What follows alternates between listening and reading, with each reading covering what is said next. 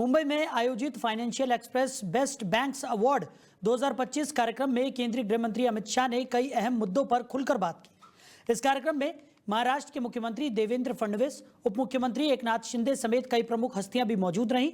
शाह ने अपने भाषण में कहा कि भारत की अर्थव्यवस्था आज उन मजदूरों के पसीने से चल रही है जिन्होंने अपने हाथों से देश को बनाया है।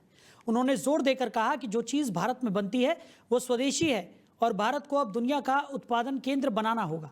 अमित शाह ने बताया कि जब कई विकसित देश आर्थिक मंदी का सामना कर रहे हैं, उस समय भारत में FDI यानी विदेशी निवेश में 14% की बढ़ोतरी दर्ज की गई है, जो कि एक बड़ा संकेत है कि दुनिया भारत की ताकत को पहचान रही है। तो भारत अमेरिका ट्रेड डील पर पूछे गए सवाल पर अमित शाह ने कहा कि बातचीत अब अंतिम चरण में है और एक हफ्ते के अंदर स्थिति साफ हो जाएगी। उन्होंने भरोसा दिलाया कि सरकार ऐसा समझौता करेगी जिससे भारत की अर्थव्यवस्था और मजबूत हो। तो दीपावली को लेकर शाह ने देशवासियों से 100% स्वदेशी सामान खरीदने की अपील भी की। उन्होंने कहा कि इससे न सिर्फ स्थानीय कारोबारियों को बढ़ावा मिलेगा बल्कि हमारी विकास को भी रफ्तार मिलेगी। इसके साथ ही उन्होंने GST पर भी विपक्ष की आलोचना का जवाब देते हुए कहा कि मोदी सरकार ने राज्यों को 14% विकास की गारंटी देकर इस सुधार को लागू किया, जबकि पिछली सरकार ऐसा नहीं कर पाई।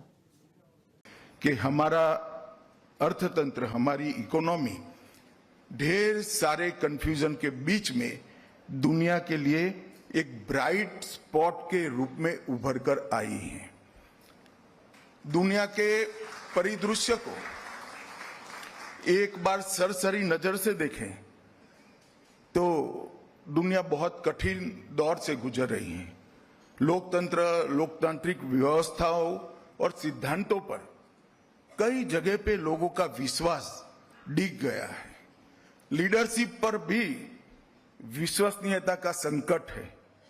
राष्ट्र की संप्रभुता और सीमाओं के बारे में भी ढेर सारे विवाद अभी चल रहे हैं और एक गहरा डीप पॉलिटिकल पोलराइजेशन भी वैचारिक और आर्थिक रूप से पूरी दुनिया में देखने को मिल रहा है।